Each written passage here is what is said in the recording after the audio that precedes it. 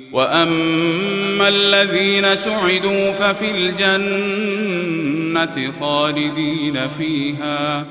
خَالِدِينَ فِيهَا مَا دَامَتِ السَّمَاوَاتُ وَالْأَرْضُ إِلَّا مَا شَاءَ رَبُّكَ عَطَاءً غَيْرَ مَجْذُوذٍ.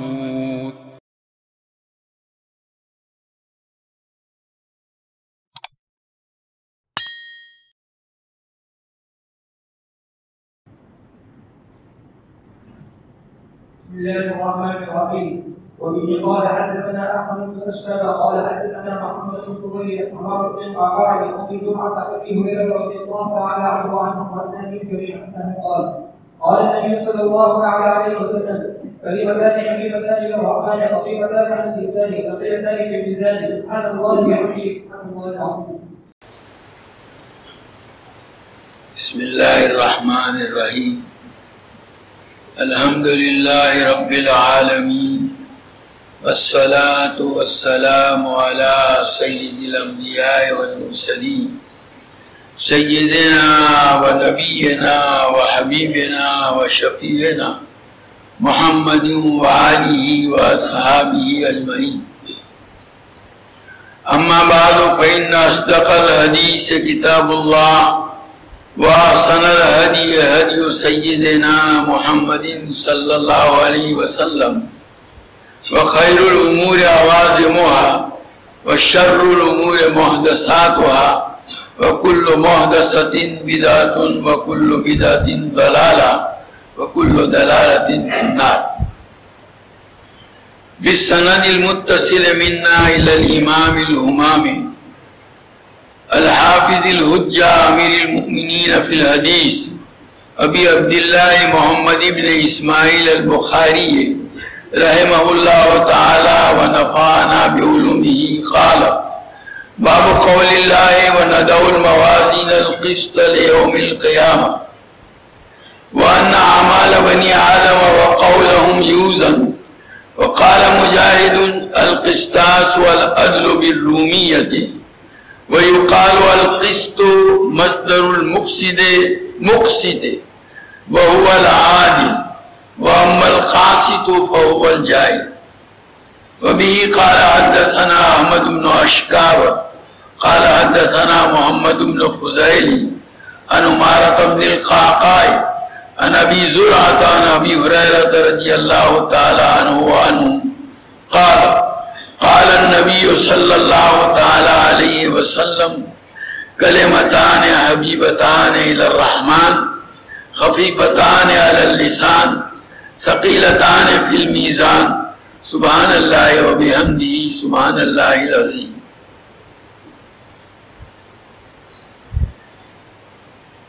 یہ بخاری شریف جو سال بھر آپ نے پڑھی اس کا آخری باب ہے.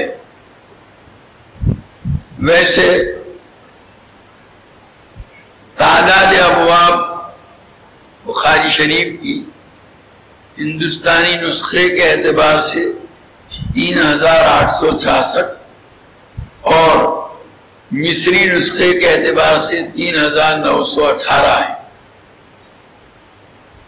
یہ اس کا پہلا باب تو ہے کیف کان بدء الوحی الی رسول اللہ صلی اللہ علیہ وسلم، اور یہ آخری باب وندع الموازین القسط لیوم القیامہ. آخری کتاب کون سی؟ تو حضرت شیخ مولانا زکریا صاحب نور اللہ مرقدہ فرماتے ہیں کہ بخاری شریف کی آخری کتاب کتاب الاعتصام بالکتاب والسنہ ہے، اور یہ جو کتاب التوحید ہے اس کے متعلق حضرت فرماتے ہیں یہ کوئی مستقل کتاب نہیں بلکہ اسی کتاب الاعتصام بالکتاب والسنہ کا تکملہ اور تتمہ ہے. امام بخاری رحمت اللہ علیہ کی عادت رہی ہے کہ وہ اجداد کو بھی ذکر کرتے ہیں، اس لیے کہ اس کے تذکرے سے حقائق کو سمجھنے میں آسانی ہوتی ہے. وَبِضِدِّهَا تَتَبَيَّنُ الْأَشْيَاءُ. اسی لیے کتاب الایمان میں انہوں نے باب کفرین دون کفرین، باب ظلم دون ظلم، باب المعاصی من امور الجاہلیت وغیرہ باب قائم فرمائے. اور کتاب العلم میں باب رفع العلم و ظہور الجہل والا باب قائم کیا. کتاب الاستسقاء میں باب دعاء نبی صلی اللہ تعالی علیہ وسلم اللہم اجعلها سنین کسنی یوسف علیہ السلام. حالانکہ یہ طلب بارہ کے سلسلے میں یہ کتاب بار وضع کی گئی ہے. اس میں قحط کی دعا کرنا کیا معنی رکھتا ہے اور اس باب کو کیوں لایا گیا؟ وہ اسی ازداد والے اصول کے پیش نظر. یہاں کتاب الاعتصام بالسنہ، کتاب الاعتصام بالکتاب والسنہ میں بھی جو ازداد ہیں بدعات وغیرہ ان کو امام بخاری رحمۃ اللہ علیہ نے ذکر کیا ہے. البتہ ایک سوال پیدا ہوتا ہے کہ کتاب الایمان اور اسی طرح کتاب العلم یا کتاب الاستسقاء وغیرہ میں اجداد کا جو تذکرہ کیا اس کے لیے انہوں نے عنوان باب کا اختیار کیا، اور یہاں کتاب کا عنوان اختیار کر رہے ہیں. ایسا کیوں؟ کیونکہ وہاں اجداد کی تعداد بہت کم تھی، قلیل تھی، اس لیے اس کو ابواب کے عنوان کے ماتحت ذکر کیا. اور یہاں اجداد کی تعداد ذرا معتد بھی ہے، زیادہ ہے، اس لیے اس کے لیے مستقل ایک کتاب کا عنوان قائم کیا، کتاب التوحید والرد علی الجہمیۃ وغیرہ. ویسے یہ جو کتاب ہے آخری کتاب، اس کا عنوان کیا ہے؟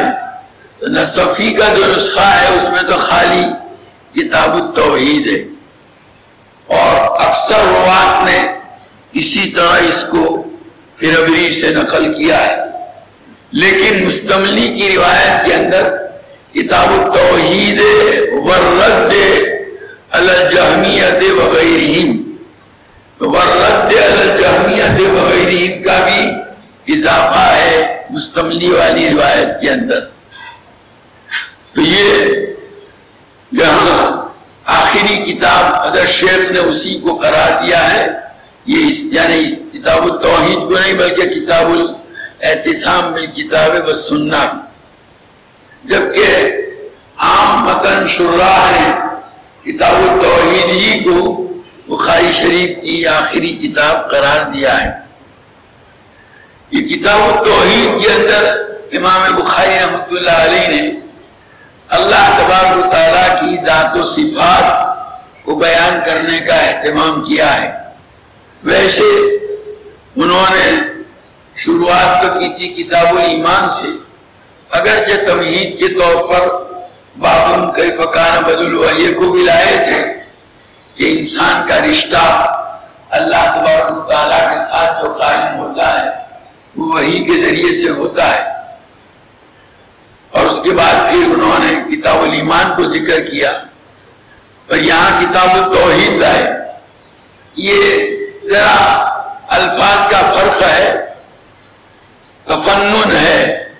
ویسے ایمانی مسائل ہی کو ذکر کیا ہے. اتنا ہے کہ وہاں کتاب الایمان میں ایجابی پہلو کو مد نظر رکھتے ہوئے ایمانی مسائل کو انہوں نے ذکر کیا تھا، اور یہاں سلبی پہلو کا لحاظ کرتے ہوئے بیان کر رہے ہیں. یہ مبتدئین نے یا فرق ضالہ نے ایمان کے اندر جو بدعات ایجاد کی ہیں ان کا رد مقصود ہے اس کتاب التوحید میں. یہ کتاب التوحید اسی مقصد کے لیے انہوں نے قائم کی ہے. اور یہاں توحید سے مراد جو ہے اہل سنت والجماعت کی توحید ہے. ایک توحید جہمیہ کی ہے. جہمیہ کی توحید جو ہے وہ صرف ذات بعد، یعنی فقط اللہ تعالیٰ کی ذات باری کا اس بات اور اقرار ان کا مقصود ہے، باقی صفات کا وہ انکار کرتے ہیں.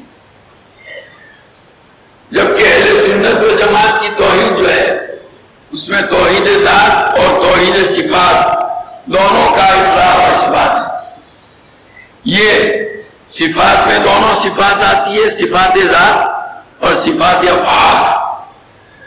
یہ وضع میزان جو ہے وہ صفات افعال سے تعلق رکھتا ہے۔ تو بہرحال کہنے کا حاصل یہ ہے کہ امام بخاری کتاب التوحید میں اہل سنت والجماعت کی توحید کو بیان کرنا چاہتے ہیں، جہمیہ کے نہیں۔ جہمیہ بھی اپنے آپ کو اصحاب التوحید کے عنوان سے یاد کرتے ہیں اور وہ صفات کا انکار کرتے ہیں۔ ان کا نظریہ یہ ہے کہ اگر اللہ تبارک تعالیٰ کی ذات کے لیے صفات کو ثابت کریں گے تو تعدد الہہ لازم آئے گا، تو صفات کا انکار کر کے گویا وہ اپنی توحید کو جو ہے یہ شرک سے پاک کرنا چاہتے ہیں۔ مگر جب اکیلی ذات بغیر صفات کے کیسے رہے گی؟ تو اصل تو کمالات صفات کے ہیں۔ تو بہرحال اہل سنت والجماعت نے ذات اور صفات دونوں کا اس بات و اقرار کیا ہے۔ امام بخاری اسی کا اس کتاب التوحید کے اندر اہتمام کر رہے ہیں۔ اللہ تبارک تعالیٰ کی صفات کو ثابت کریں گے۔ جہمیہ نے چونکہ صفات کا انکار کیا ہے اور اسی لیے ویسے تو امام بخاری رحمۃ اللہ علیہ تراجم ابواب کے اندر قرآن پاک کی آیتوں کا جا بجا تذکرہ کرتے ہیں، لیکن اس کتاب التوحید کے اندر تقریباً تمام ہی ابواب میں انہوں نے آیات قرآنی ایک نہیں بلکہ کئی پیش کرنے کا اہتمام کیا ہے۔ چونکہ مسائل یہ عقائد کے ہیں اور عقائد کے مسائل کا ثبوت دلیل قطعی سے ہوتا ہے، اس لیے انہوں نے آیات قرآنی کو بکثرت ہر باب میں پیش کرنے کا اہتمام کیا۔ اور یہ اخبار احاد جو ہیں وہ بھی جو کتاب التوحید میں پیش کی ہیں بقول حضرت شاہ صاحب رحمۃ اللہ علیہ کے، کہ وہ مجموعی طور پر قدر مشترک کے طور پر، یہ تواتر قدر مشترک ہے، ایک قسم ہے تواتر کی کہ بہت ساری اخبار احاد ہوں اور ان میں ایک مضمون ایسا ہو جو تمام میں قدر مشترک ہے، تو اس کی وجہ سے وہ مجموعہ اخبار احاد کا تواتر یہ درجے تک پہنچ جاتا ہے اس مضمون کے اعتبار سے۔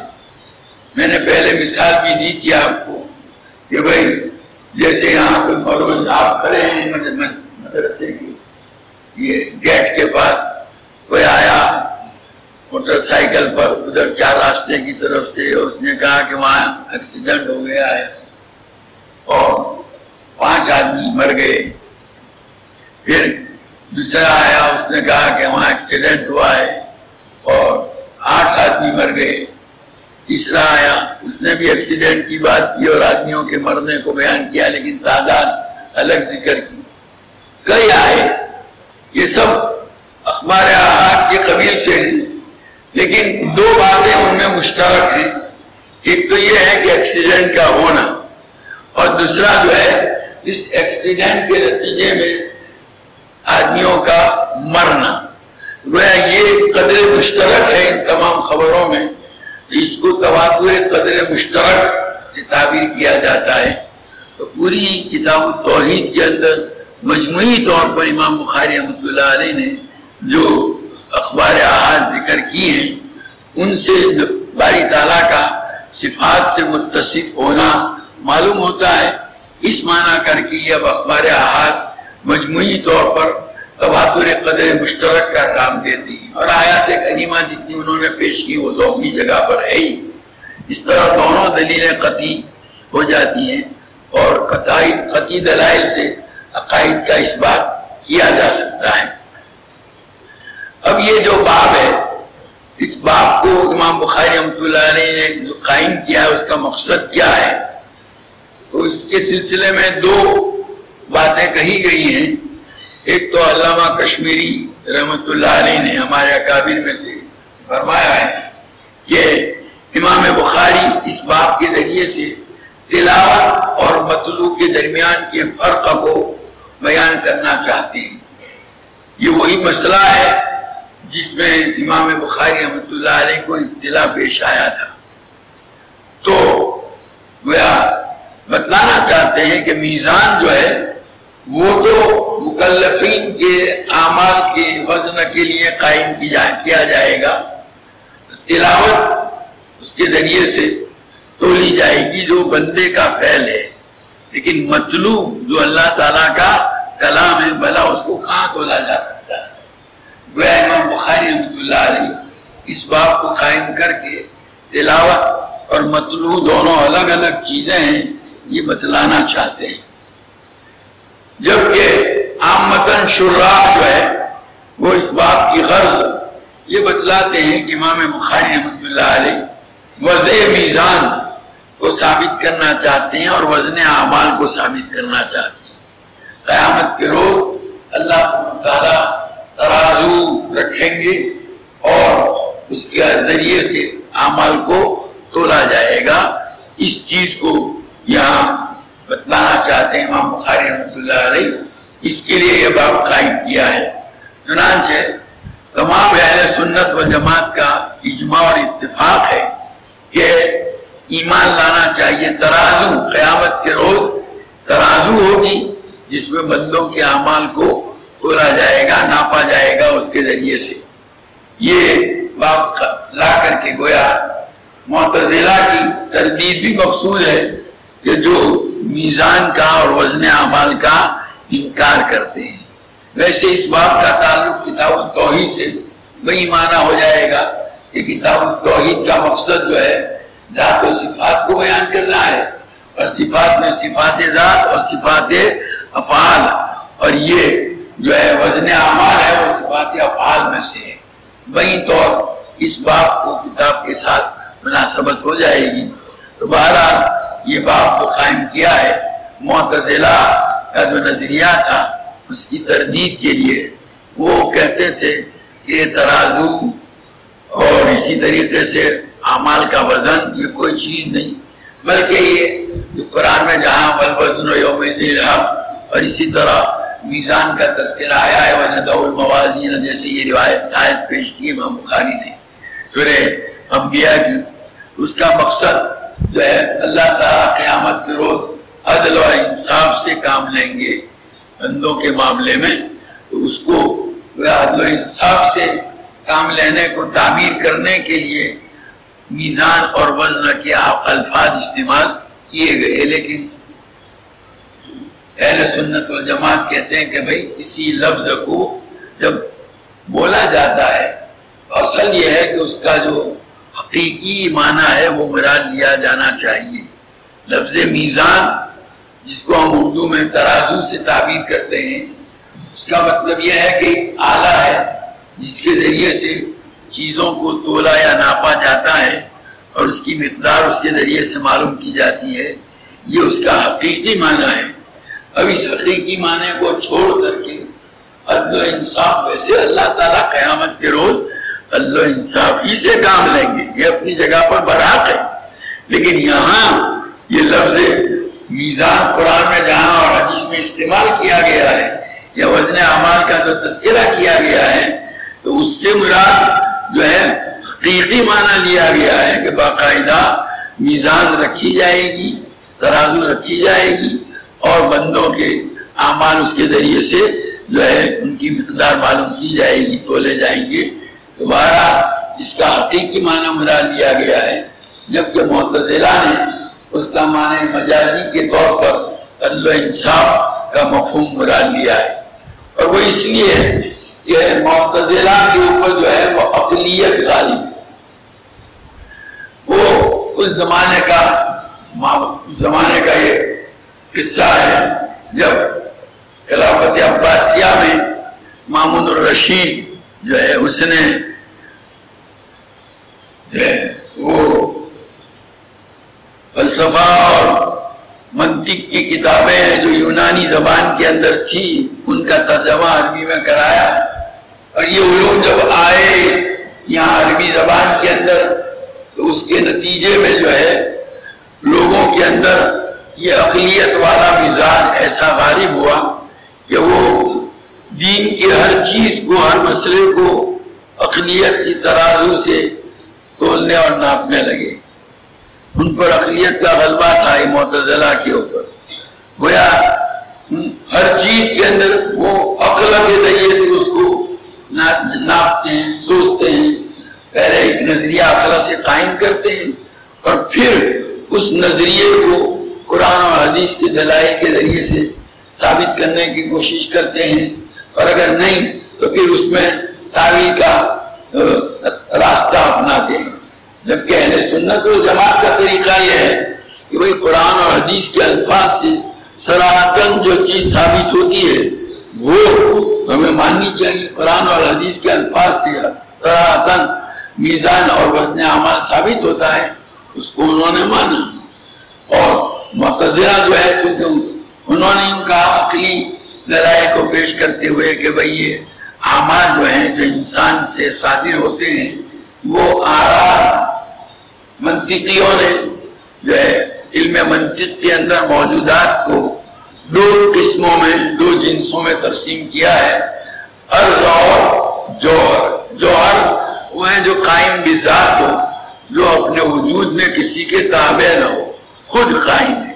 اور عرض وہ ہے کہ جو کسی دوسرے کے تابع ہو، اس کا اپنا وجود مستقل نہ ہو، دوسرے کے وجود کے ساتھ وہ جڑا ہوا ہے، اس کے تابع ہے. جیسے رنگ ہوا کرتے ہیں، سفیدی ہے، سرخی ہے، یا طول ہے، عرض ہے، لمبائی ہے. اب یہ دیکھیے یہ لمبائی، تو لمبائی ایک چیز ہے، ایک حقیقت ہے، لیکن وہ الگ سے پائی نہیں جاتی. وہ لمبائی کسی نہ کسی چیز کے اندر پائی جائے گی. جیسے میں لمبائی آپ کو سمجھانا چاہوں گا کہ یہ ڈیسک رکھا ہوا ہے کہ یہ اس کی لمبائی ہے، یہ اس کی چوڑائی ہے، یہ اس کے ذریعے سے سمجھاؤں گا. لمبائی کو الگ سے موجود نہیں ہے، جیسا یہ ڈیسک ہے یا یہ کتاب ہے یا یہ قلم ہے. تو یہ عرض جو ہے وہ اپنی ذات کے اعتبار سے قائم نہیں ہوتا، بلکہ دوسرے کے ساتھ، دوسرے کے تابع ہو کر کے وجود میں آتا ہے. سفیدی ہے، سیاہی ہے، سرخی ہے. تو اب سفیدی جو ہے کوئی سفید چیز ہوگی، اس کی طرف آپ اشارہ کر کے اس کو سمجھائیں گے کہ یہ سفید، دیکھو یہ کرتا سفید ہے، یہ کتاب سفید ہے، یہ جانور سفید ہے. یہ گویا ایک عرض ہے، اس کی سفیدی الگ کوئی ایسی چیز نہیں ہوگی جس کو آپ بتلا سکیں. تو اعمال کا حل بھی یہی ہے. انسان جو اعمال کرتا ہے وہ انسان کی ذات کے ساتھ قائم. میں بولتا ہوں، میری زبان سے یہ حروف ادا ہوتے ہیں اور آپ سن لیتے ہیں اور وہ ہوا میں تحلیل ہو جاتے ہیں، ختم ہو جاتے ہیں، اور وہ میری ذات کے ساتھ قائم ہے. میرا بولا ہوا میں الگ سے آپ کو بتاؤں کہ لو یہ میری تقریر میں دے رہا ہوں، یہ نہیں ہے. یا اسی طریقے سے ایک آدمی نماز پڑھتا ہے، ظاہر نماز جب پڑھے گا تو نماز کے جو مختلف ارکان ہیں اسی کے مجموعے کا نام نماز ہے. قیام کرے گا، رکوع کرے گا، قرات کرے گا، سجدہ کرے گا، ادا کرے گا، یہ سارے اعمال ادا کرے. کوئی نماز پڑھ رہا ہے اس کو تو آپ بتائیں گے یہ دیکھو یہ نماز ہوگی، لیکن نماز پڑھ چکنے کے بعد نماز کی کوئی ایک الگ حقیقت ہو وہ آپ کو دی جائے، بتائی جائے، یہ نہیں. تو بہرحال وہ کہتے ہیں کہ اعمال احرام ہیں. جب احرام ہیں تو وہ ان کا اپنا کوئی مستقل وجود نہیں ہے، تو اس کو کیسے ترازو میں رکھیں گے. دوسرا یہ بھی ہے کہ وہ جو ہے وجود میں آنے کے بعد فوراً ہی ختم بھی ہو جاتے ہیں، باقی نہیں رہتی. تو ترازو میں کیا چیز رکھیں گے تولنے کی. یہ انہوں نے عقل سے سوچا، اس لیے انہوں نے وزن اعمال کا انکار کیا. ایک تو دلیل ان کی عقلی یہ ہے، دوسری دلیل ان کی یہ بھی ہے کہ بھئی اسی چیز کو جو تولا جاتا ہے اس کے ذریعے سے اس کی مقدار معلوم کرنا مقصود ہوتا ہے. بندوں کے اعمال تولنے کا مقصد بندوں کے اعمال کے فرق کو معلوم کرنا ہوتا ہے. اللہ تعالیٰ کو تو ساری چیزیں پہلے سے ہی معلوم ہیں. اللہ تعالیٰ کو کیا ضرورت پیش آئی اس فرق کو معلوم کرنے کے لیے ترازو کو استعمال کرنے کی. ہمارے جیسے بندے ہوں ہمیں معلوم نہیں ہے تو ہم فرقہ معلوم کرنے کے لیے ان حالات کا استعمال کرتے ہیں. وہ اللہ کو تو پہلے سے اس کا علم ہے. یہ تو تحصیل حاصل ایک فضول چیز ہے ان کی زندگی. دوبارہ یہ اس قسم کے دلائل کے ذریعے سے وزن اعمال کا انکار کرتے ہیں. ایسے ان کے ان دلائل کا بھی جواب دیا گیا ہے چنانچہ یہ عرض والی دلیل کی متعلق علامہ ابن قیم رحمۃ اللہ علیہ ہیں، وہ انہوں نے لکھا ہے اس کے متعلق کہ بھئی یہ جو ہے نا عالم کل تین ہیں، ایک تو عالم دنیا، دوسرا عالم برزخ اور تیسرا جو ہے عالم آخرت۔ ہر عالم کے احکام الگ الگ ہیں۔ جیسے دنیا کے اندر چند اقلیم ہیں، ایشیا ہے، یورپ ہے، امریکہ ہے، یہ الگ الگ اقلیم ہیں، اور ایک اقلیم کو دوسرے کے اوپر قیاس نہیں کیا جا سکتا۔ ہم یہاں اس وقت ایشیا کے اندر ہیں اور یہاں جو ہے اس وقت دین ہے، اب کوئی اس دین کو جو ہے ایشیا میں دین ہے یہ سمجھ کر ان کا امریکہ میں بھی دین ہوگا، یہ درست نہیں۔ یہاں دین ہے وہاں رات ہے، یا یہاں جو ہے ہمارے یہاں گرمی ہے یہ سمجھ کر کوئی ان کا ہے کہ افریقہ میں بھی گرمی ہوگی، حالانکہ وہاں سخت سردی ہے۔ تو یہ جب دنیا کے مختلف اقالیم کا ایک حکم نہیں ہو سکتا، تو یہ دو الگ الگ عالم جو ہیں، عالم دنیا، عالم برزخ اور عالم آخرت میں سے ایک کو دوسرے پر کیسے قیاس کیا جا سکتا ہے؟ یہ اور دوسرا بتلاتے ہیں کہ بھئی دیکھو یہ دنیا کی ساری چیزیں جو ہے اس کا ایک تو وجود خارجی ہے، یہ ڈیسک ہے ہمارے سامنے موجود ہے، اسی ڈیسک کا ایک تصور ہمارے دماغ کے اندر بھی ہے، اس کا وجود ذہنی۔ تو اب یہ وجود ذہنی جو ڈیسک کا ہے، اگر اسی طرح کا ڈیسک ہمارے سر کے اندر آ جاتا تو پتہ نہیں ہمارا سر ان چیزوں کا تعامل کر بھی سکتا تھا یا نہیں۔ یہ ہمارے ذہن کے اندر جو ڈیسک ہے وہ ایک عرض ہے، اس کے لیے کوئی ایسا جسم نہیں جو باہر والے ڈیسک کے لیے ہے۔ تو ذہنی ڈیسک جو ہے وہ آرات کے قبیل سے ہے، اور خارجی ڈیسک جو ہے وہ جواہر کے قبیل سے ہے۔ تو اعمال جو ہے ہو سکتا ہے دو وجود الگ الگ ہوئے، تو جس طرح وجود ذہنی کے اندر ایک چیز عرض ہے لیکن وجود خارجی میں جوہر ہے، ہو سکتا ہے کہ ایک چیز دنیاوی وجود کے اعتبار سے کیا ہو، عرض ہو، جیسے اعمال کو آپ عرض کہتے ہیں، لیکن یہی عرض جو ہے آخرت کے وجود کے اعتبار سے کیا ہو، جوہر ہو، اور اس کو تولا جا سکتا ہو۔ اور تو سائنس نے ترقی کی اور زمانے نے ایسی چیزیں جن کو یہ حضرات آراز کہتے تھے ان کو بھی تولنے کا سلسلہ شروع ہو گیا۔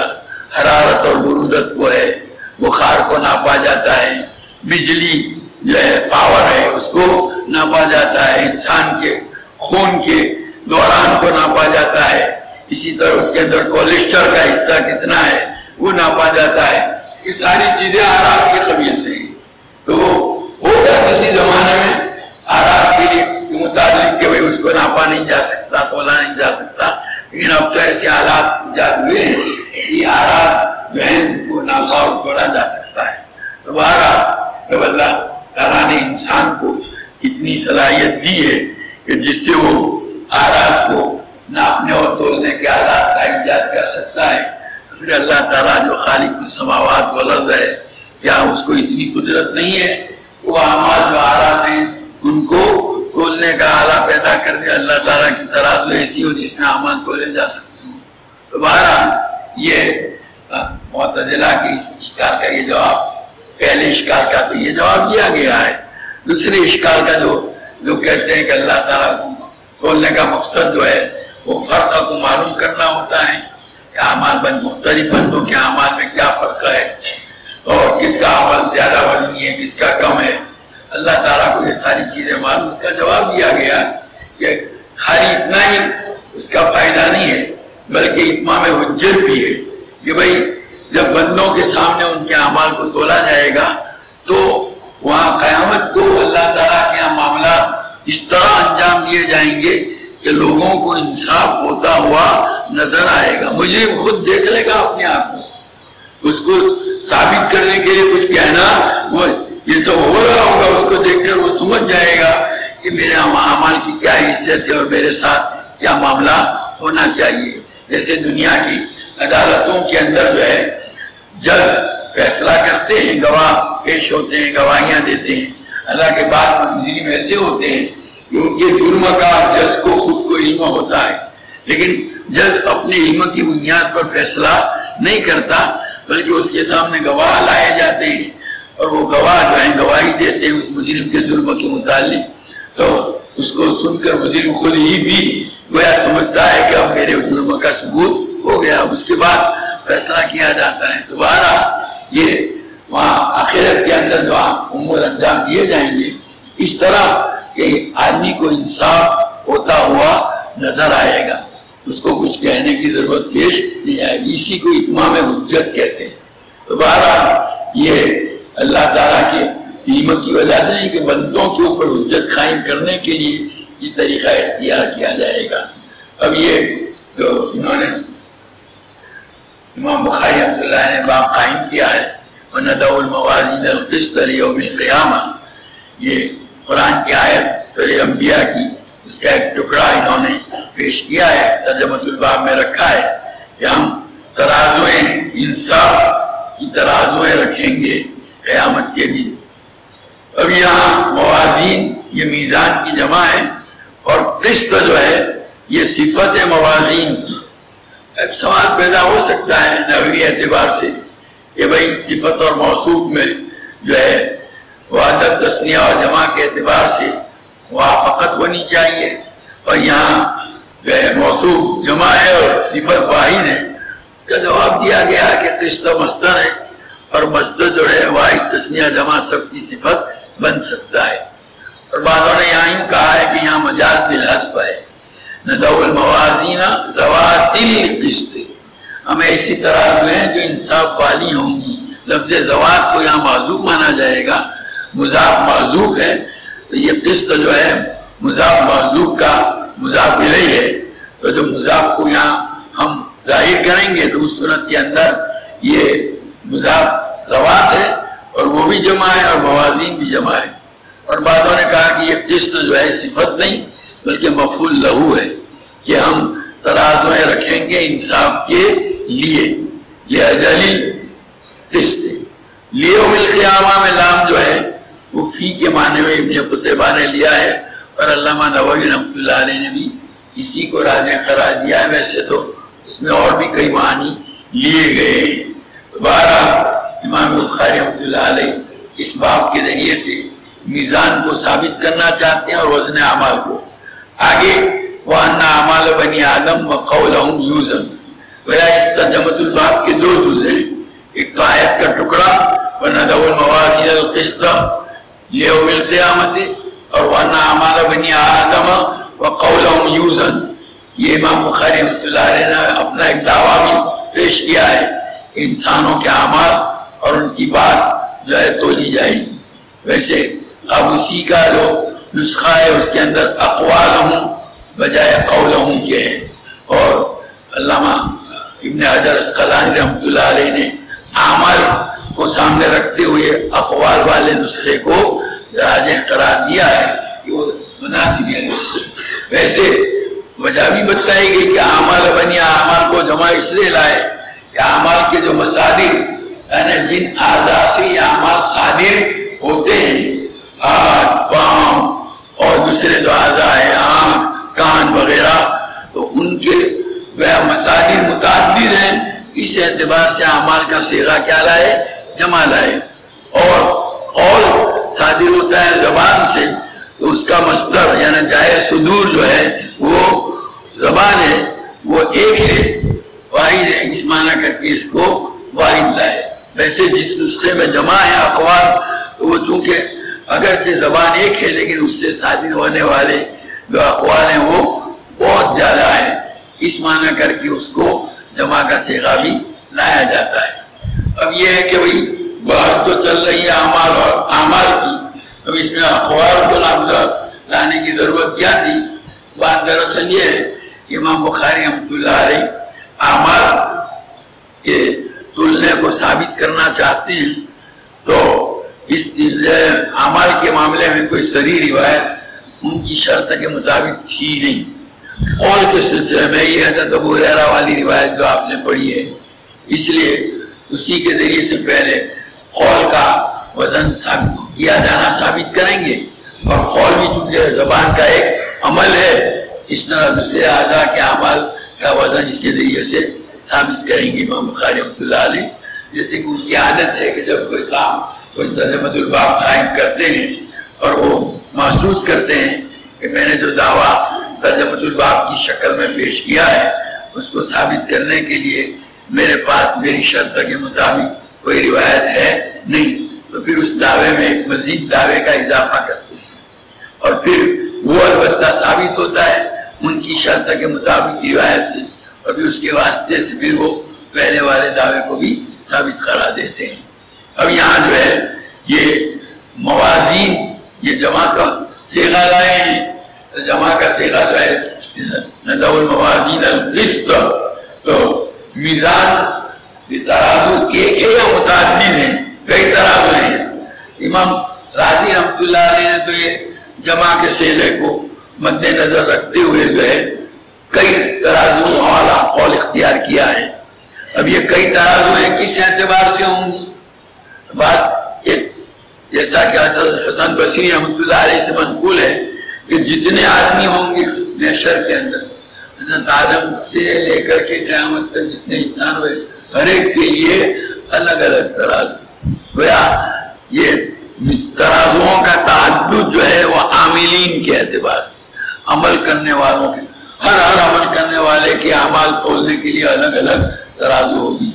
اور ایک قول یہ بھی ہے کہ اعمال کے اعتبار سے ترازو متعدد ہوگی، نماز کو تولنے کی ترازو الگ، روزے کے لیے الگ ہوگی. اسی طرح ہر عمل کے لیے، جیسے دنیا کے اندر بھی غلہ تولنے کی ترازو الگ ہوتی ہے، لکڑیاں تولنے کی ترازو الگ ہوتی ہے، سونا تولنے کی ترازو الگ ہوتی ہے، ایسے یہاں بھی. اور دوسرا قول یہ ہے کہ نہیں، اگرچہ صیغہ جمع کا استعمال کیا گیا ہے لیکن ترازو ایک ہی ہوگی. چنانچہ علامہ ابن کثیر رحمۃ اللہ علیہ صاحب تفسیر نے ان کو جو ہے اکثر کا قول قرار دیا ہے، اور حافظ ابن حجر عسقلانی رحمۃ اللہ علیہ نے بھی اس کو راجح بتلایا ہے. اب سوال پیدا ہوتا ہے کہ جب ترازو ایک ہے تو پھر جمع کا صیغہ کائے کو لائے؟ اس کا جواب دیا گیا تفخیم اور تعظیم کے لیے جمع کا صیغہ لائے ہیں، یعنی وہ ترازو کی عظمت اور اس کی بڑائی کو ظاہر کرنے کے لیے جمع کا صیغہ استعمال کیا گیا ہے. جیسے ابو القاسم لالکائی نے حضرت سلمان فارسی رضی اللہ تعالیٰ عنہ کا قول نقل کیا ہے کہ یہ جو ترازو ہے اس کے دو پلڑے ہیں اور اسے اتنے بڑے ہیں کہ ان میں سے ایک میں اگر ساتوں زمینیں اور ساتوں آسمان اور اس میں رہنے والے جو ہیں وہ سب رکھ دیے جائیں تو وہ پلڑا ان سب کو اپنے اندر سمو لے گا. گویا اس کی بڑائی اور عظمت کو ظاہر کرنے کے لیے جمع کا صیغہ استعمال کیا گیا. اور بعض حضرات کہتے ہیں کہ کئی اعمال چونکہ اس ترازو کے ذریعے سے تولے جائیں گے، تعدد اعمال کے پیش نظر اس کو جمع کا صیغہ استعمال کیا گیا ہے. یا تمام انسانوں کے کئی اشخاص کے اعمال تولے جائیں گے، اس معنی کر کے اس میں جمع کا صیغہ لائے ہیں. بہرحال اب یہ امام بخاری رحمۃ اللہ علیہ نے ترازو کو ثابت کرنے کے لیے آیت پیش کی، اور دوسرا جو ہے وہ حضرت ابو ہریرہ رضی اللہ تعالیٰ عنہ کی روایت لائے ہیں. اب یہاں اسی سلسلے میں ایک دوسرا مسئلہ بھی جو ہے وہ زیر بحث لایا جاتا ہے کہ وہ جو اعمال تولے جائیں گے، اعمال کیسے تولے جائیں گے؟ تو اب یہاں خود اہل سنت والجماعت جو وزن اعمال کے قائل ہیں، معتزلہ تو قائل ہی نہیں تھے، میزان کے بھی قائل نہیں تھے، وزن اعمال کے بھی قائل نہیں، لیکن اہل سنت والجماعت جو ہے میزان یعنی وزن اعمال کے قائل ہیں. ان کے یہاں بھی اس سلسلے میں طریقے وزن کے اندر اختلاف ہے، بولا کیا جائے گا. چنانچہ ایک قول جس کو علامہ بغوی نے اپنی تفسیر میں اور حافظ ابن کثیر نے اپنی تفسیر کے اندر ذکر کیا ہے وہ یہ ہے کہ اصحاب اعمال یعنی عمل کرنے والے جو انسان ہیں نا، ان کو خود کو وہاں ترازو کے اندر رکھ کر کے تولا جائے گا. اور اس سلسلے میں جو ہے امام بخاری رحمۃ اللہ علیہ کی کتاب التفسیر کے اندر جو سورہ کہف کی تفسیر کے اندر وہ روایت ہے حضرت ابو ہریرہ کی کہ نبی کریم صلی اللہ علیہ وسلم نے فرمایا انہو لیات الرجل العظیم السمیع یوم القیامہ لا یزن عند اللہ جناح بعوضۃ، ایک بڑا موٹا آدمی قیامت کے دن آئے گا، اللہ تعالیٰ کے یہاں اس کی مچھر کے پر کے برابر بھی وزن نہیں ہوگا۔ اس سے معلوم ہوتا ہے کہ اصحاب اعمال کو تولا جائے گا۔ اور دوسری دلیل اس سلسلے میں حضرت عبداللہ ابن مسعود رضی اللہ تعالیٰ عنہ کا واقعہ جو مسند احمد میں بھی ہے اور الادب المفرد کے اندر بھی ہے، اور اس میں یہ ہے کہ بھئی یہ مسند احمد میں حضرت عبداللہ ابن مسعود کے حوالے سے ایک مرتبہ سفر میں حضرت ابن مسعود رضی اللہ تعالیٰ عنہ مسواک توڑنے کے لیے پیلو کے درخت کے اوپر چڑھے اور ہوا تیز چل رہی تھی، ان کی لنگی جو پاؤں کے اوپر سے ہٹ گئی تو ان کی پنڈلیاں پتلی پتلی جو ہوا میں جھول رہی تھی نظر آئی۔ یہ منظر دیکھ کر غیر اختیاری طور پر حضرات صحابہ ہنس پڑے۔ انہوں نے پوچھا بھائی کیوں ہنستے ہو؟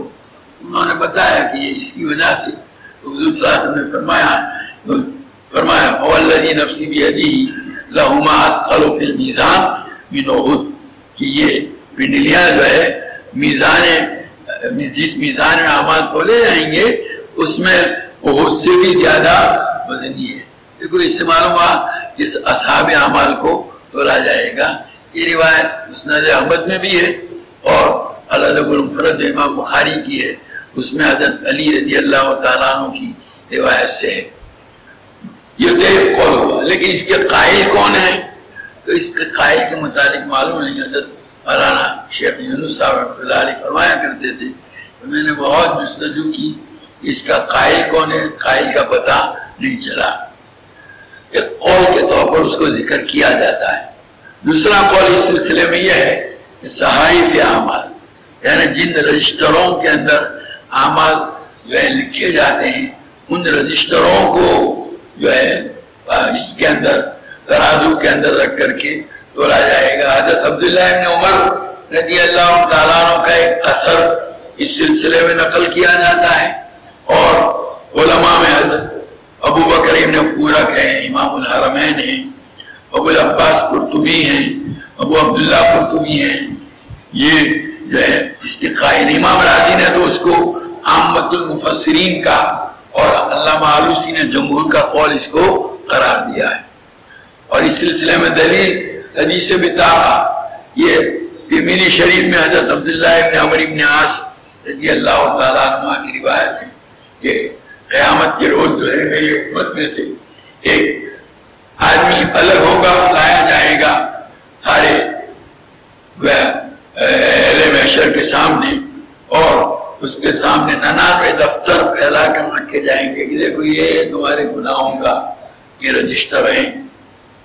ہر دفتر، ہر رجسٹر اتنا بڑا، وہاں نگاہ پہنچے وہاں تک بڑا ہوگا، اور پھر باری تعالیٰ کی طرف سے اس کو پوچھا جائے گا اتنکروا من ھذا شیئا، ان میں سے کسی کا انکار کرتے ہو کہ بھئی میں نے یہ عمل نہیں کیا اور یہ میرے نامہ اعمال میں لکھ دیا گیا، جیسے دنیا کی پولیس کرتی ہے نا کہ مجرم نے کوئی بنا جرم کیا نہیں ہے اور اس کے نام چڑھا دیتی ہے۔ ایسا تو نہیں ہوا، کیا تمہیں کس کا انکار؟ ظلمہ کا کتبت الحافظون، وہ فرشتے جو بندوں کے نامہ اعمال لکھنے کے لیے میرے طرف سے مقرر کیے گئے ہیں، انہوں نے تیرے ساتھ کوئی زیادتی کا معاملہ تو نہیں کیا؟ وہ عرض کرے گا لا یا رب، نہ ایسا نہیں ہوا۔ تو باری تعالیٰ پھر پوچھیں گے فَلَكَ عُذْرٌ، کیا تیرے پاس کوئی عذر ہے؟ کیا نہیں میرے پروردگار، جو ہے میرے پاس کوئی عذر اور بہانہ نہیں۔ پھر اللہ تعالیٰ کی طرف سے کہا جائے گا تمہاری ایک نیکی، ہمارے یہاں کسی کے ساتھ ظلم اور زیادتی نہیں کی جاتی، تمہاری ایک نیکی ہمارے پاس ہے۔ چنانچہ ایک پرچی نکالی جائے گی اور اس پر جو ہے لکھا ہوگا لا الہ الا اللہ محمد اشہد ان لا الہ الا اللہ واشہد ان محمد عبدہ ورسولہ، اور کہا کہ جاؤ جہاں میزان ترازو ہے اور اعمال تولتے وہاں جاؤ۔ یہ ایسا کرے گا باری تعالیٰ ان 99 رجسٹروں کے مقابلے میں اس پرچی کی کیا ہے؟ باری تعالیٰ کی طرف سے کہا جائے گا کہ نہیں، ہمارے یہاں کسی کے ساتھ ظلم نہیں ہوتا، جاؤ وہاں تلوا، چنانچہ وہاں لے جایا جائے گا جہاں تولنے کا عمل ہوتا ہے، فرشتے کرتے ہیں، اور ایک پلے میں وہ سارے رجسٹر 99 رکھے جائیں گے، اور اس کے بعد جو ہے پرچی جب دوسرے پلے میں رکھی جائے گی تو اتنی وزنی ہوگی کہ نیچے وہ جھک جائے گا، اور وہ جس میں رجسٹر تھے وہ ایک دم وہ پلہ ایسا اوپر آئے گا کہ وہ سارے رجسٹر جو ہے پھیل جائیں گے، گر جائیں گے۔ دوبارہ کاشت، تو یہ کاشت اس سجلات کیا لفظ موجود ہے حدیث کے اندر، تو یہ گویا اس سے معلوم ہوتا ہے کہ خود نامہ اعمال جو ہیں یعنی جس کے اندر عمل لکھے جاتے ہیں وہ تولا جائے گا، اس کی تائید ہوتی ہے۔ یہ ایک قول یہ ہوا۔ دوسرا قول ہے، لیکن چونکہ پہلے قول کا قائل نہیں تھا اس لیے عام طور اسی دو قولوں کو گویا جو ہے پیش کیا جاتا ہے۔ دوسرا قول یہ ہے کہ خود اعمال، یعنی اعمال کے رجسٹر نہیں جس میں اعمال درج کیے جاتے ہیں، بلکہ خود اعمال کو رکھا جائے گا، اور ترازو کے اندر آپ نے نماز پڑھی ہے وہ نماز رکھی جائے گی، آپ نے صدقہ دیا ہے وہ صدقہ ترازو کے اندر رکھا جائے گا۔ چنانچہ امام احمد ابن حنبل ہیں، علی ابن مدینی ہیں، اور ابو زرع رازی ہیں، ابو حاتم رازی ہیں، اور ابن ابو زید مالکی ہیں، ابن حزم ظاہری ہیں، امام بخاری ہیں، یہ حضرات اسی کے قائل ہیں۔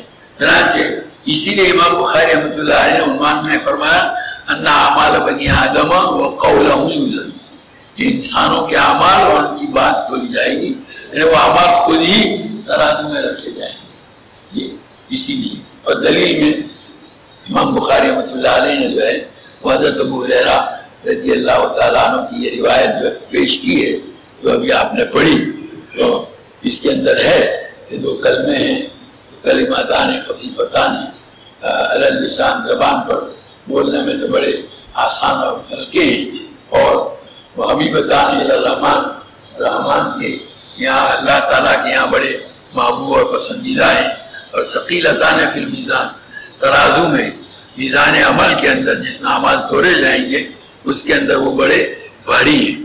تو اب دیکھو ثقیلتان فی المیزان، اس سے معلوم ہوتا ہے کہ خود یہ کلمات جو ہیں وہ رکھے جائیں گے۔ اب یہ کلمتان جو کہا گیا اس سے مراد پورا ایک جملہ ہے، خالی کلمہ وہ جو نغمیوں والا جو ہے لفظ وضع لمانا مفردین والا جو اس کی تعریف کی گئی ہے وہ مراد نہیں ہے یہاں، اس لیے کیونکہ ہم نحوی پڑھتے ہیں تو یہ ذہن میں ہوتا ہے، اس لیے شراح نے اس موقع پر اس کی جو ہے نفی کی ہے، بلکہ مراد اس سے پورا ایک جملہ ہے۔ دوبارہ یہ عیسیٰ حضرت ابو ہریرہ کی اس روایت میں ثقیلتان فی المیزان، یہ جملہ اس بات پر دلالت کرتا ہے کہ خود وہ کلام رکھا جائے گا کہاں؟ ترازو کے اندر۔ اس سے معلوم ہوا کہ اعمال خود رکھے جائیں گے اور تولے جائیں گے۔ اور اس سلسلے میں اور بھی روایت ہے، لیکن وہ روایت جو ہے امام بخاری رحمۃ اللہ علیہ کی شرط کے اوپر پوری اترتی نہیں ہے۔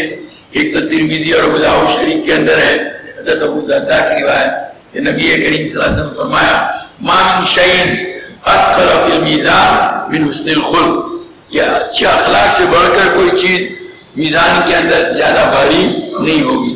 اور حضرت جابر رضی اللہ تعالیٰ عنہ کی روایت ہے جو خیثمہ بن سلیمان کی مسند کے اندر ہے، جس میں یہ ہے کہ جو ہے وہ قیامت کے دن جو ہے ترازو رکھے جائیں گے اور نیکیوں اور برائیوں کو، گناہوں کو وزن کیا جائے گا، جس کی نیکیاں گناہوں کے اوپر غالب آ جائیں گی وہ جنت میں داخل ہوگا۔ اس سے معلوم ہوتا ہے کہ خود اعمال کو رکھا جائے گا۔ بہرحال یہ دونوں روایتیں تھیں، لیکن وہ امام بخاری رحمۃ اللہ علیہ کی شرط کے مطابق نہ ہونے کی وجہ سے اس کو امام بخاری نے ذکر نہیں کیا ہے۔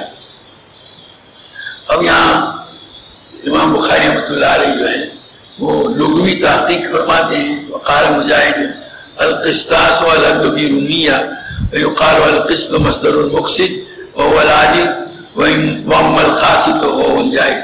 اب یہ حضرت مجاہد بن جبر رحمۃ اللہ علیہ جو جلیل قدر تابعی ہیں، ائمہ تفسیر میں سے ہیں، حضرت ابن عباس رضی اللہ تعالیٰ عنہ کے شاگرد ہیں، ان کا مقولہ نقل کیا کہ رومی زبان کے اندر جو ہے قسطاس. اب یہ قسطاس اس لیے یہاں بیان کر رہے ہیں کہ قسط کی تحقیق لغوی پیش کرنا چاہتے ہیں تو قسطاس کا مادہ بھی جو ہے وہ قسط ہے. یہ رومی زبان کے اندر عدل اور انصاف کے لیے لفظ قسطاس استعمال کیا جاتا ہے. وَيُقَالُ الْقِسْطُ قِسْطُ مصدر المقسط. یہ یقال کر کے جو قول ذکر کیا ہے اس کا قائل کون ہے؟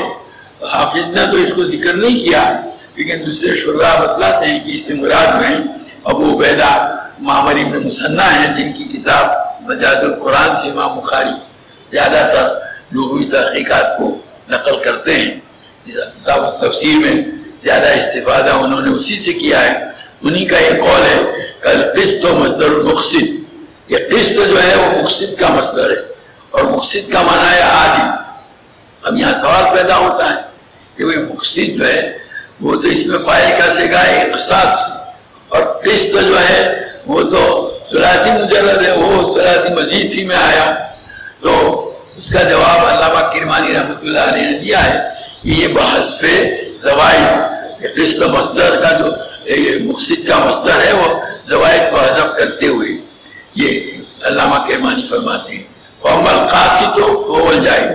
اب یہاں حضرت شیخ یونس رحمۃ اللہ علیہ فرماتے ہیں کہ یہ دراصل یہ جو کہا ہے القسط مصدر المقسط وهو العادل تو بتلانا چاہتے ہیں کہ قسط جو ہے وہ انصاف کے معنی میں آتا ہے اور قاصد جو اس میں فاعل کا صیغہ ہے وہ جو ہے ظلم اور زور کا معنی دیتا ہے.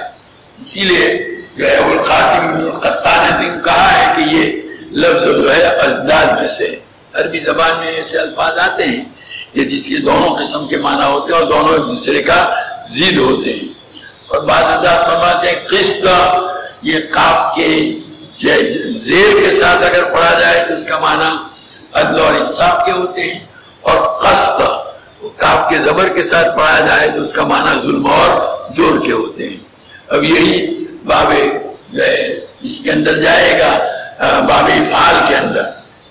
تو اگر قسطوں کو لے جائیں گے باب افعال کے اندر تو اس صورت کے اندر مقسط یعنی انصاف کرنے والا جو ترجمہ کیا مقسط کا تو باب افعال کا ایک خاصہ یہ بھی ہے سیرورت کا معنی دینے کے لیے آتی ہے.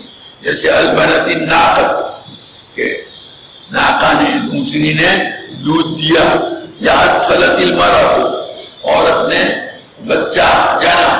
تو ایسے ہی اقسط الرجل یعنی آدمی جو ہے عدل و انصاف کرنے والا بنا. یہ سیرورت کا معنی. اس صورت کے اندر یہ قسط یعنی کاف کے زیر کے ساتھ انصاف والا جو معنی ہے اس کو سیرورت میں نہیں. اور اگر مقسط کو مانے اقساط کو مانے قسط سے تو اس صورت کے اندر جیسے وہ باب افعال کا ایک خاصہ جو ہے وہ بھی ہے کیا کہتے ہیں سلب ماخذ ہے. تو یہاں گویا اقسط سارا مسلوب القسط مسلوب القسط کہ گویا اس کے اندر سے ظلم نکال دیا گیا تو لا محالہ اب اس کے اندر انصاف کی صفت آ گئی. تو اس صورت کے اندر وہ حکم بنا لیا جائے گا. دونوں اس پر بیان معمول کر سکتے ہیں. اب آگے جو روایت انہوں نے پیش کی ہے اس حضرت ابو ہریرہ کی نبی کریم صلی اللہ علیہ وسلم کا ارشاد نقل کیا کہ کلمتان حبیبتان الی الرحمن جو کلمے ہیں جو رحمان کو بڑے پیارے اور محبوب ہیں. یہ فعیل کا جو وزن آتا ہے وہ اس میں فاعل کے معنی میں بھی آتا ہے اس میں مفعول کے معنی میں بھی آتا ہے. یہاں تین وزن کی استعمال یہ فعیل والے وزن تین جگہ استعمال کیے گئے ہیں حبیبتان خفیفتان اور ثقیلتان. تو پہلی جگہ پر تو یہ اس میں مفعول کے معنی میں ہے. حبیبتان یعنی محبوبتان الی الرحمن دو کلمے ایسے ہیں جو رحمان کو پسندیدہ ہیں. اور خفیفتان اور ثقیلتان میں اس میں فاعل کے معنی میں زبان کے اوپر ہلکے اور میزان کے اندر بھاری ہیں اور وہ ہے سبحان اللہ و بحمدہ سبحان اللہ العظیم. اور یہاں دراصل عام طور پر شراح جو اس کی ترکیب کرتے ہیں وہ تو یہ ہے کہ کلمتان موصوف ہے اور یہ تینوں جملے حبیبتان علی الرحمن یہ صفت اول خفیفتان علی اللسان صفت ثانی اور ثقیلتان فی المیزان یہ صفت ثالث. تو کلمتان اپنی تینوں صفات سے مل کر کے صفت موصوف ہو کر کے یہ خبر مقدم ہے، اور سبحان اللہ و بحمدہ سبحان اللہ العظیم یہ مبتدا مؤخر۔ علم معانی کے اندر جو ہے خبر کی تقدیم کے جو مختلف فوائد بتائے گئے ہیں، ان میں سے ایک فائدہ جو ہے وہ تشویق مخاطب ہے، مخاطب کے اندر شوق پیدا کرنا۔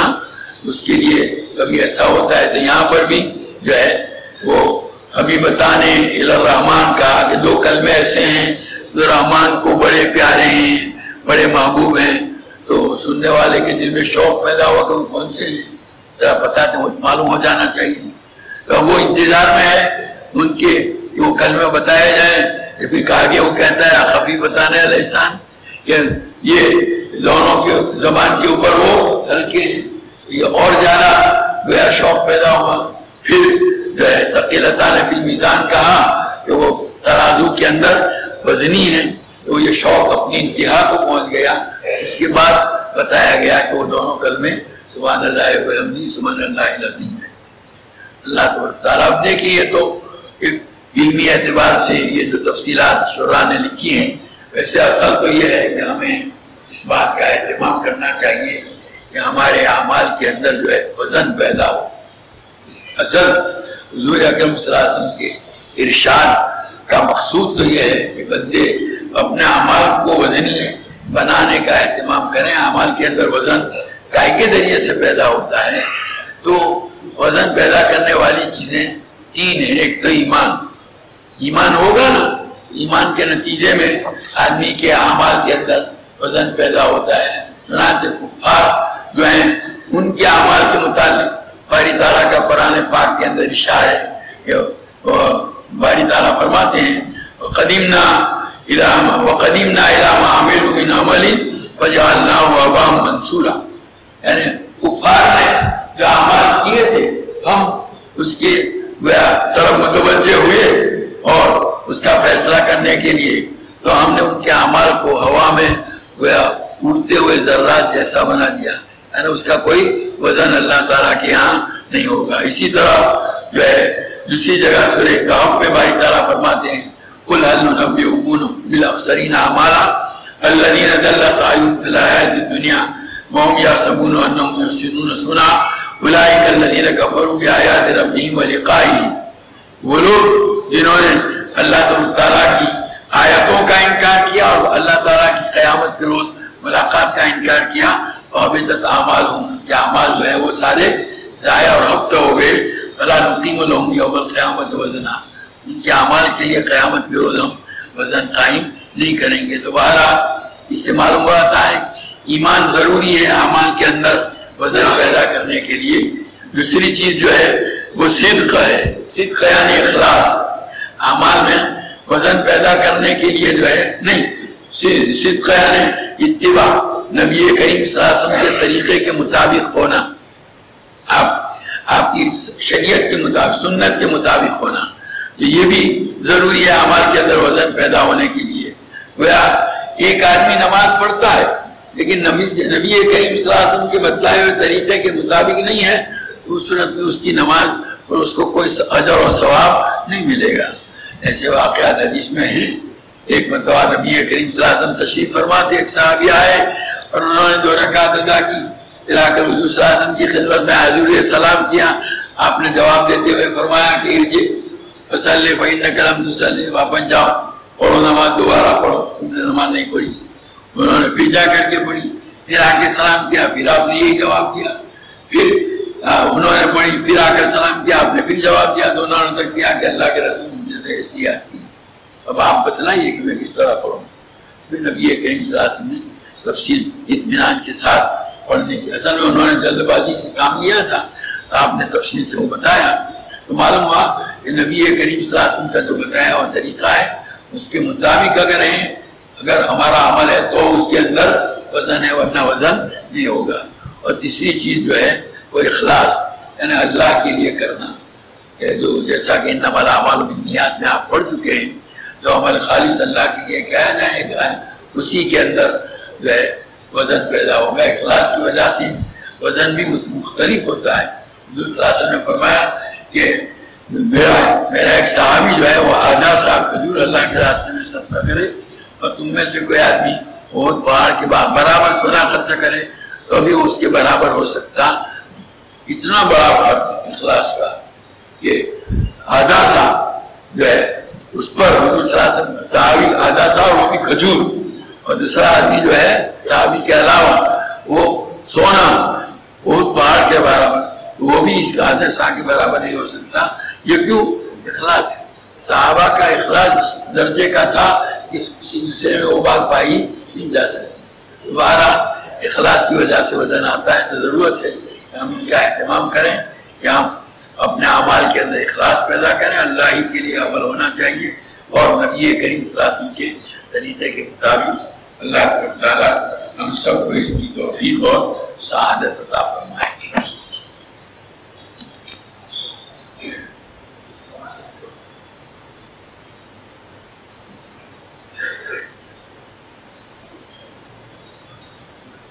وہ یہاں محمد بھائی نواب جو آئے ہوئے تھے یہاں نماز بیمار ہو گئے تھے. ان کا آج ہی انتقال ہوا ہے اور ان کے گھر کے لوگوں کی خواہش کا تمنا ہے کہ اس مجلس میں دعائے امید کی جائے.